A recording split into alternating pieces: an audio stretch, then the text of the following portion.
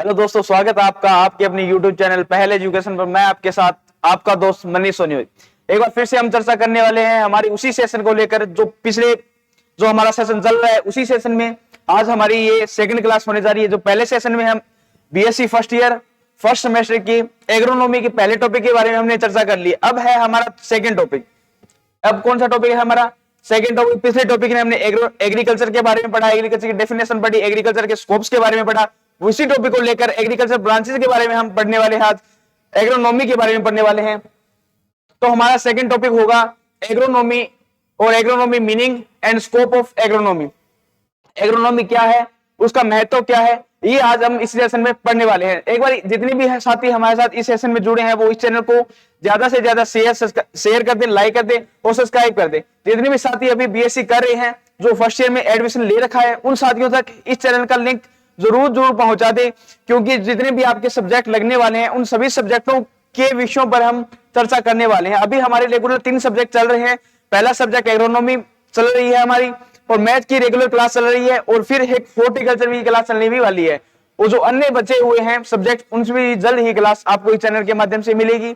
और जितने भी इन सब्जेक्ट के जो ओल्ड पेपर है, उन पेपर के ही ऊपर हम एक चर्चित क्लास लेके आएंगे। जितने भी हमारे टॉपिक होते हैं, उन टॉपिक वाइज कौन कौन से क्वेश्चन लगातार 5 सालों में आ रहे हैं, उन सभी क्वेश्चनों पर हम चर्चा करने वाले हैं। तो आज हम पढ़ने वाले हैं एग्रोनॉमी के सेकंड टॉपिक के बारे में। जो टॉपिक है agronomy meaning and scope of agronomy.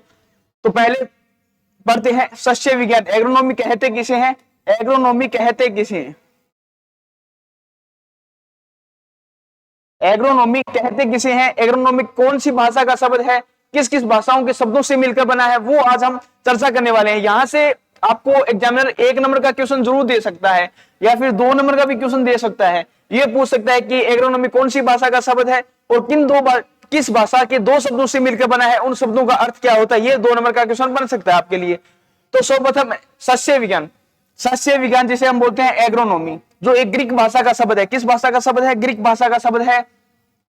हमने एग्रीकल्चर पढ़ा, वो है हमारा लैटिन भाषा का शब्द। जो एग्रोनॉमी है वो ग्रीक भाषा का शब्द। इसके पीछे एक राज है, इन शब्दों के पीछे एक राज होता है। देखो एग्रोनॉमी, एग्रोनॉमी जो एग्रोनॉमी शब्द है, जिसके पीछे नोमी लगा होता है, लोजी लगा होता है, वो शब्द अलग भाषा के शब्द होते हैं। जिसके पीछे कल्चर लगा होता है, वो अलग भाषा के शब्द होते हैं। जो कल्चर भाषा, जो इसके पीछे, जैसे एग्रीकल्चर, एक शब्द है एग्रीकल्चर हमारा, ये देखो एग्रीकल्चर।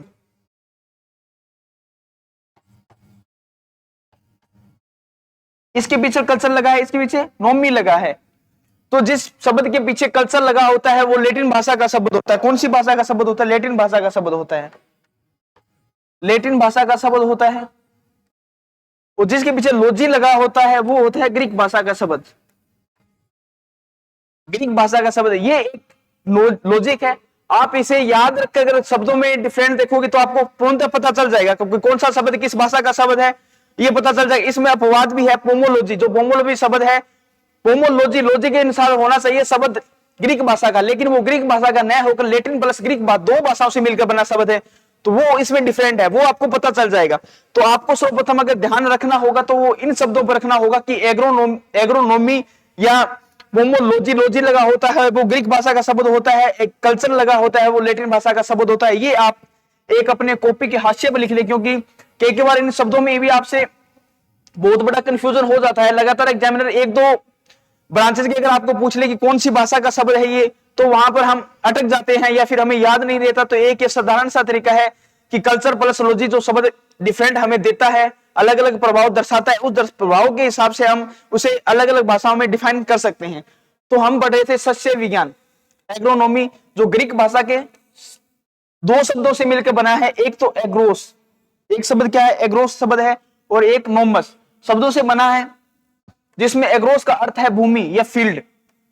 एग्रोस का अर्थ है भूमि, फील्ड, और नोमस का अर्थ है प्रबंधन टू मैनेज। जो भूमि होती है उसको मैनेज करना, वो एक तरीके का एग्रोनॉमी ही है।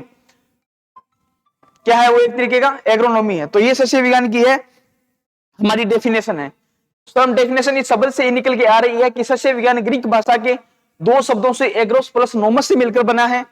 एग्रोस का अर्थ होता है फील्ड यानी भूमि, और नोमस का अर्थ होता है प्रबंधन करना यानी जो फील्ड होता है उसमें जो भूमि या जो भी बोलते हैं हम सोविंग करते हैं, वो एक प्रकार का प्रबंधन ही हो गया हमारा, उसे एग्रोनॉमी कहते हैं। अब हम देखते हैं इसकी पूर्णतः डेफिनेशन कि इसकी परिभाषा क्या होती है।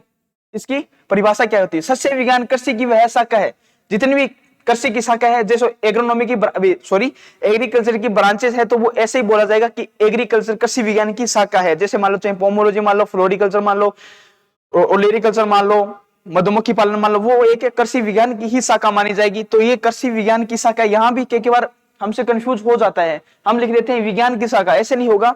जितनी भी एग्रीकल्चर की शाखा निकलती है वहां पर पहले यही आपको लिखना पड़ेगा कि एग्रीकल्चर या कृषि विज्ञान की वह शाखा है। सस्य विज्ञान कृषि विज्ञान की वह शाखा है जो फसल उत्पादन, क्या फसल उत्पादन एवं भूमि प्रबंधन के सिद्धांतों और क्रियाओं से संबंध रखती है। क्रियाओं से संबंध रखते, जैसे हमने पढ़ा था कि एग्रोन प्लस नोमस, फील्ड का मैनेजमेंट करना या प्रबंधन करना, तो जो फसल उगाई जाती है, उत्पादन होता है, भूमि प्रबंधन के सिद्धांतों का क्रियाओं का संबंध रखती है, वो एग्रोनॉमी कहलाती है। ये तो है सीधी बात है। अब देखते हैं हम साइंटिस्ट डेफिनेशन।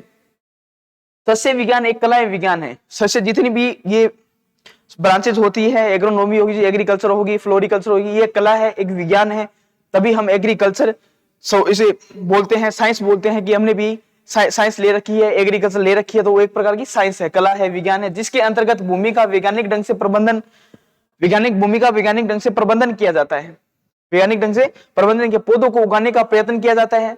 उस प्रबंधन के दौरान पौधों को उगाने का प्रयत्न किया जाता है जिससे कि भूमि, पानी तथा प्रकाश की प्रत्येक इकाई से कम खर्चे के साथ भूमि की उर्वरता शक्ति को स्थिर रखकर अधिक से अधिक अच्छी किस्म फसल का उत्पादन किया जा सके। एग्रोनॉमी वो सिस्टम है जिसमें फसलों का प्रबंधन किया जाता है ताकि फसलों को खाद मान लो, पानी मान लो, प्रकाश की उपलब्धता मान लो, वो पर्याप्त मात्रा में पूक कर हमें एक अच्छी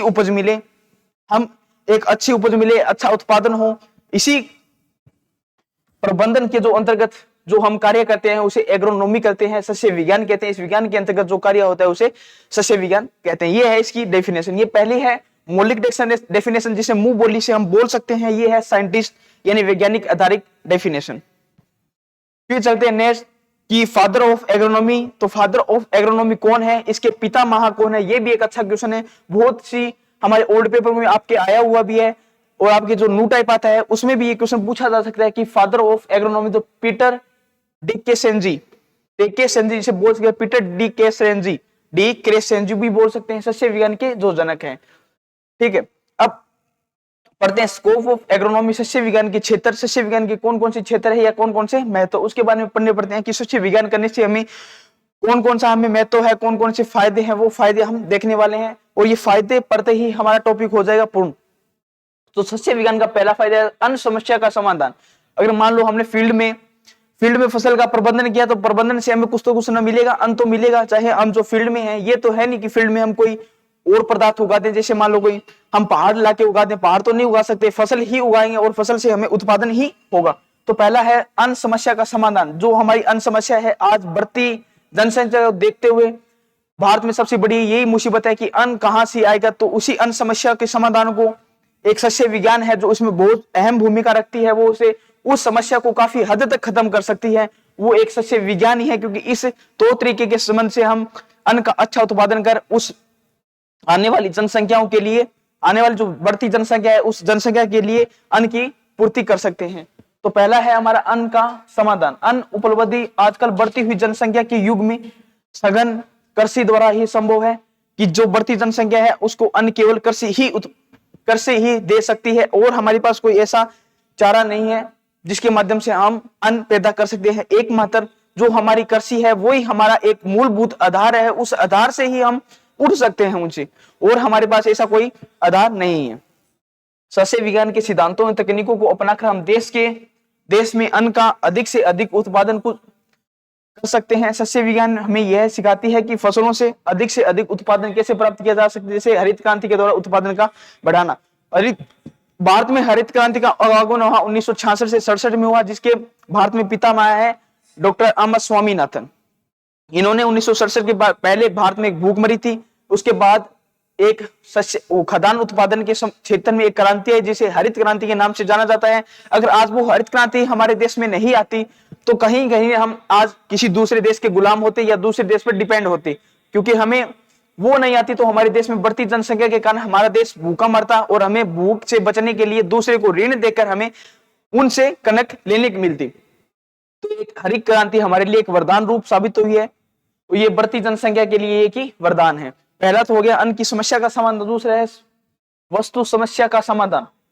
वस्तु समस्या का समाधान मनुष्य है, उसके लिए 3 मूलभूत आवश्यकता है, रोटी कपड़ा मकान। मनुष्य है उसके लिए 3 मूलभूत आवश्यकता है कि उसको एक तो रोटी चाहिए, कपड़ा चाहिए, रहने के लिए मकान चाहिए। ये 3 सर्वाइवल कंडीशन है तो वो जीवन में इस हमारे लाइफ साइकिल सर्किल में सर्वाइव कर सकता है। मनुष्य की 3 मुख्य अवधारणा भोजन कपड़ा एवं मकान में वस्तु की पूर्ति का दूसरा स्थान है, जिसका समाधान हम देश रेशे वाली की फसलें जैसे जूट, सनई, कपास इत्यादि से पूर्ति कर सकते हैं। तीसरा है पशुओं के लिए चारे की उपलब्धता। जैसे हम पहले पढ़ चुके हैं कि हम फसलों के प्रबंधन करेंगे तो फसलों के प्रबंधन के साथ मनुष्य के लिए भी हमें कुछ खाद्यान्न प्राप्त होगा और पशुओं के लिए भी चारे के रूप में कुछ मिलेगा। तो ये तो सीधा टॉपिक है, पशुओं के लिए चारे की उपलब्धता हो जाती है, पशुओं के पालन पोषण के लिए खाद्य आधार चारे की व्यवस्था भी हो सकती है। अब देखते हैं बेरोजगारी। बेरोजगारी की समस्या का समाधान, बेरोजगारी की समस्या का भी समाधान होता है, क्योंकि जब मान लो हमारे पास 20 एकड़ खेत है, 20 एकड़ खेत में हमने कोई फसल उगा रखी है तो उसे 1 या 2 आदमी नहीं संभाल सकते। उसको मैनेज करने के लिए कम से कम 10 या 12 आदमियों की आवश्यकता पड़ती है। कभी कोई सा जैसे छिड़काव, दवाई छिड़काव के लिए, फसल कटाई के लिए, फसल सोविंग बुआई के लिए अलग अलग व्यक्तियों की निर्भरता होती है। एक व्यक्ति सभी काम नहीं कर सकता, क्योंकि एक व्यक्ति को उन सभी कामों के बारे में जानकारी नहीं होती। अगर मान लो कुछ किसी ने सोविंग कर दी तो वो छिड़काव नहीं कर सकता, दवाई का छिड़काव नहीं कर सकता, क्योंकि उसे ये पता नहीं हो सकता, शायद नहीं होगा या हो भी सकता है। ये कोई जरूरी नहीं कि एक आदमी 20 एकड़ जमीन को मैनेज कर सकता है, पर उसे मैनेज करने के लिए उसे और व्यक्तियों की आवश्यकता होगी, अकेला व्यक्ति नहीं कर सकता। तो कहीं ना कहीं बेरोजगारी भी खत्म करती है। बेरोजगारी की समस्या का समाधान शिक्षा विज्ञान मनुष्य को प्रत्यक्ष या परोक्ष रूप से रोजगार प्रदान करती है। प्रत्यक्ष रूप में उन मनुष्यों को जो फसल उत्पादन में लगे हुए हैं, जैसे कृषि श्रमिक, व परोक्ष रूप से कृषि आधारित अन्य धंधे वाले जैसे लोहार, कृषि उपज के व्यापारी। देखो मान लो पहले हमने की फसल बो रखी है तो फसल बो रखी है, उस फसल पर बहुत से लोग डिपेंड होते हैं। हम डिपेंड होते हैं कि हमें क्या मिलेगा, हमें अनाज मिलेगा। अनाज मिलने के लिए उसमें और भी क्रिया होती है, कटाई की, छंटाई की, कटाई छंटाई क्रिया होती है, तो उसमें हमें औजार भी चाहिए। तो औजार हम तो बना नहीं सकते, औजार बनाने के लिए हम किसी लोहार के पास जाएंगे, तो वो लोहार अपनी भूमिका उस फसल के प्रति निभाएगा, तो वो एक व्यक्ति को रोजगार न देकर बहुत से व्यक्तियों को रोजगार देती है। तो ये भी एक बहुत बड़ा कारण है कि बहुत बड़ा क्षेत्र है एक शस्य विज्ञान का। अब है लास्ट अन्य उद्योग धंधों के लिए कच्चे माल की, यहां पर है माल, कच्चे माल की आपूर्ति भी कराता है। कहीं की एग्रीकल्चर भी है जो कच्चे उद्योग धंधे को कच्चे माल की आपूर्ति करवाती है। ये तो आप फसल उत्पादन से कच्चा माल मिलेगा, वो उद्योगों में काम आएगा। तो देश में चीनी, तेल, कपास और जूट, चीनी, कपास, तेल और जूट, चीनी जैसे गन्ना मान लो, सरसों मान लो, कपास मान लो, जूट मान लो, ये फसल काम आती है। चीनी में गन्ना काम आता है।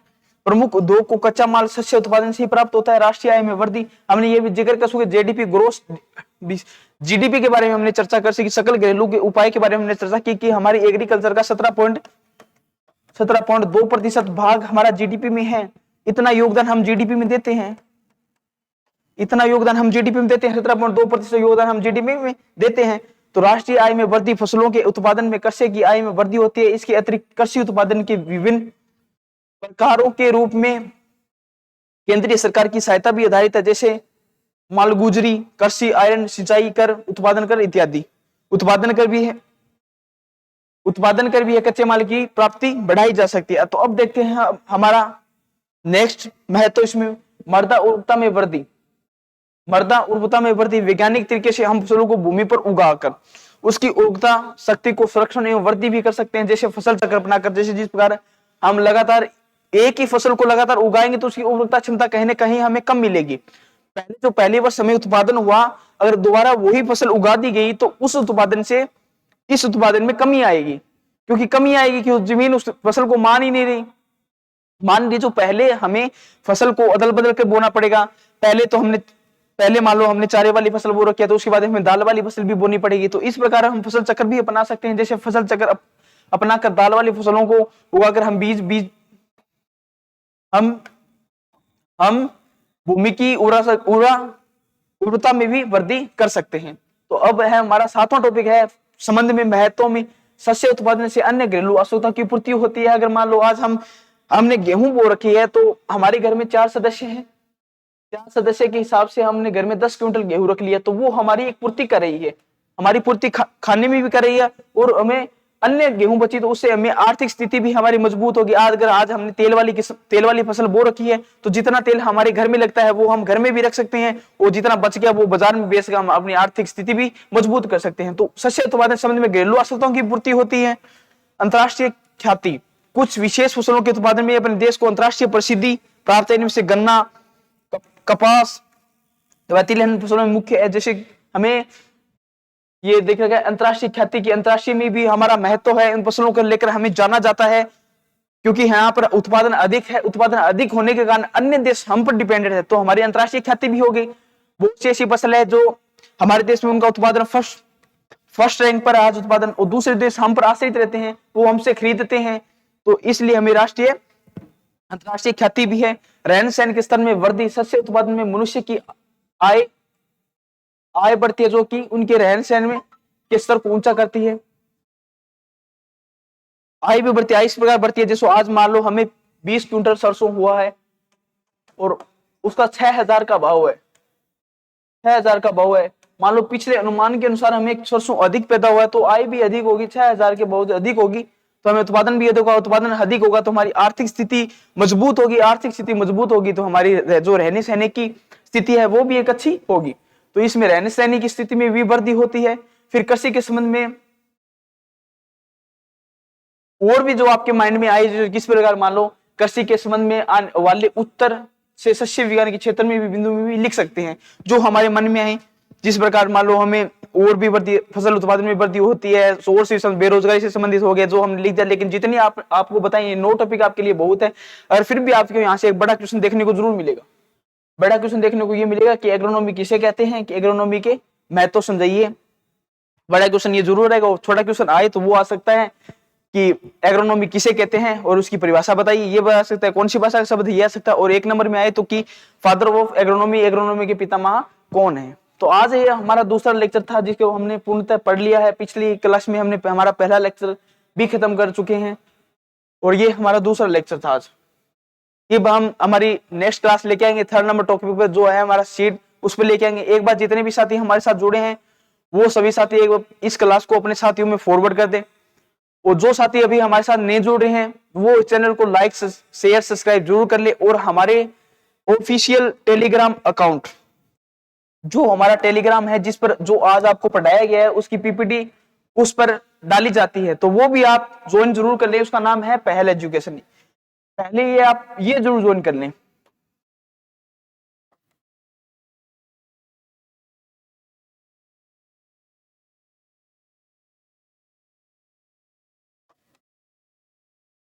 आप ये टेलीग्राम जरूर ज्वाइन कर लें, क्योंकि जो पीपीटी यहाँ पर पढ़ाई जाती है उससे संबंधित जो मैटर हमारे पास होता है वो मैटर उस पर फॉरवर्ड कर दिया जाता है, ताकि आपको कहीं दुविधा ना हो कि यार सर ने तो पढ़ा दिया पर ये हमें मिलेगा कहाँ पे, हम नोट कैसे करें। वो आपको हैंड रिटन वहां पे जरूर मिलेगा। तो जितने भी साथी जुड़े हैं उन सभी साथियों को जय जवान, जय किसान, जय जय कृषि विज्ञान। धन्यवाद साथियों।